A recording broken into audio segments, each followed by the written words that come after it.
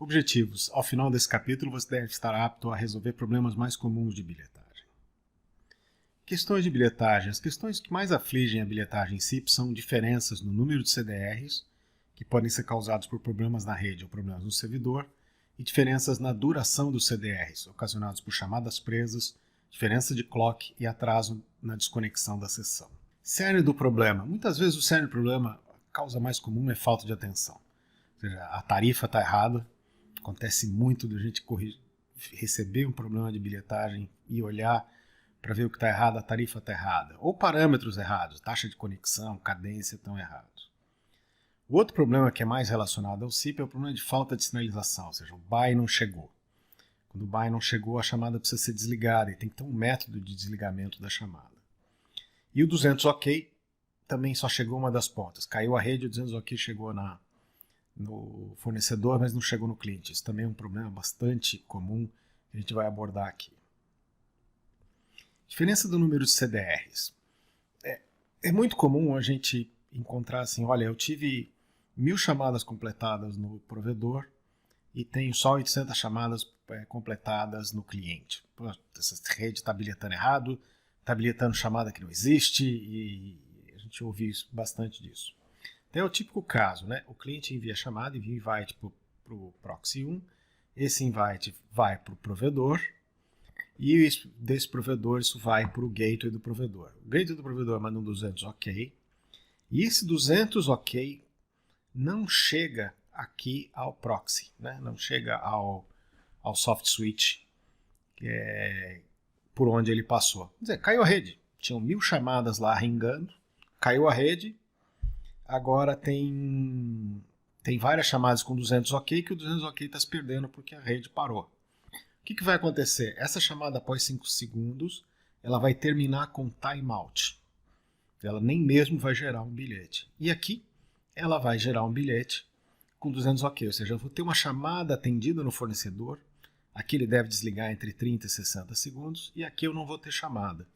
E isso vai dar uma diferença no número de CDRs no sistema. Ou seja, eu vou ter um monte de chamada aqui que não foi completada, e aqui eu vou ter chamadas que foram completadas, né?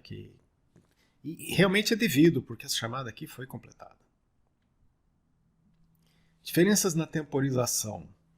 Existem diferenças que podem dar diferença no tempo da chamada, como atraso na desconexão da sessão, sincronismo de horário, atrasos de arredondamento e chamadas presas. Então, vou falar um pouquinho agora, não sobre a quantidade, mas a diferença de tempo. Há uma questão importante, né, que é essa aqui.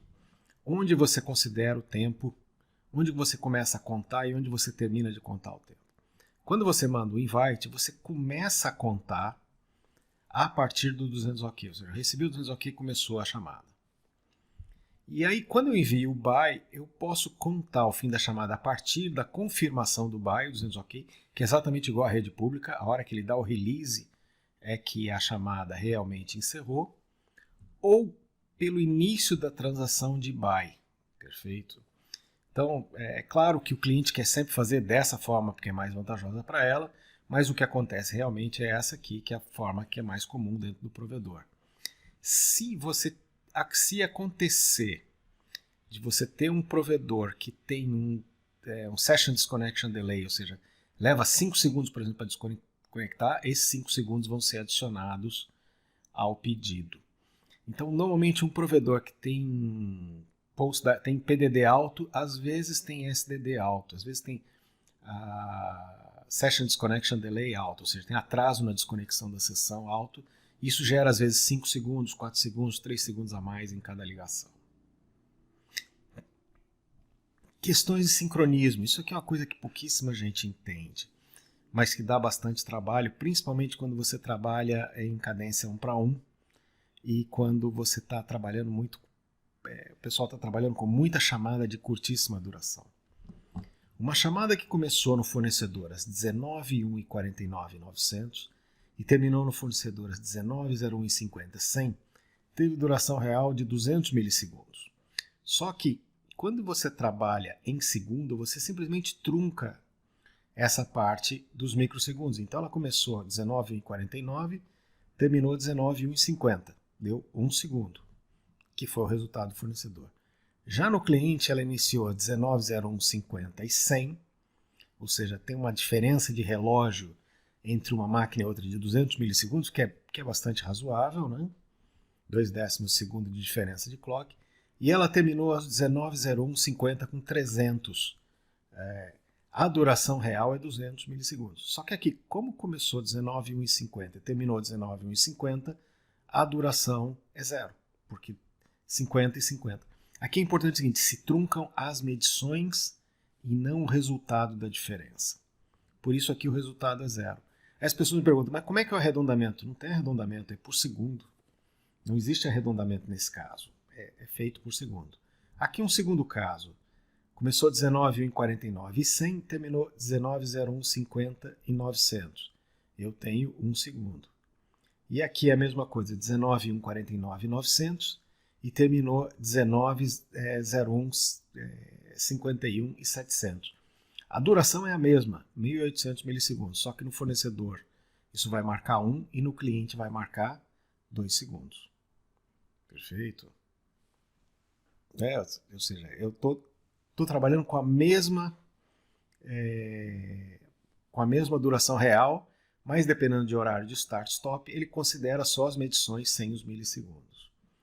Aqui eu tenho um terceiro caso onde dá igual, 19,0149 e 500, 19,150 e 500, aqui o relógio está em 700, dá 1.000 milissegundos, dá 1 segundo para cada lado.